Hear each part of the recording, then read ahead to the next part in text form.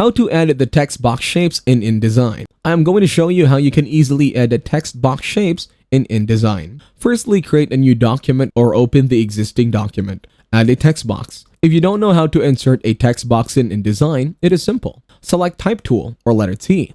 Draw a text box by clicking and dragging. Input the letter you wish to use. I find that using a bold sans serif typeface works best. I am using Gill Sans Bold. If you are using a word, make sure you double check the spelling. If you once convert the type to a text box design, it cannot be edited. Finally, increase the font size so that the letters fills the majority of the page. Select the text box frame design that you have created with the selection tool. Go to Type, Create Outlines. Set to Fill and Outline to None. In the Show Frame Edges view isn't turned on, go to View, Extras, Show Frame Edges. By doing this, you will be able to view the outlines of the converted letter. Select the Type tool and click once with the outline. A blinking cursor will appear.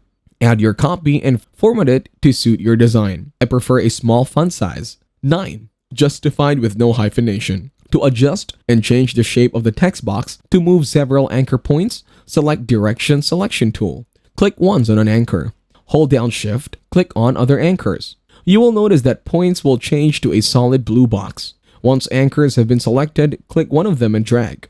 When you do this, the anchors will move in unison. Now that you have formatted the copy, add a fill color to the InDesign box. Select a contrasting color for the type. To amend this, right-click and select the text frame option. Adjust inset spacing to add space between them and copy. After adjusting spacing, you might need to alter the text box as some text has run out. Finally, adjust the negative space and balance measure of lines. Thanks for watching, leave a like and subscribe.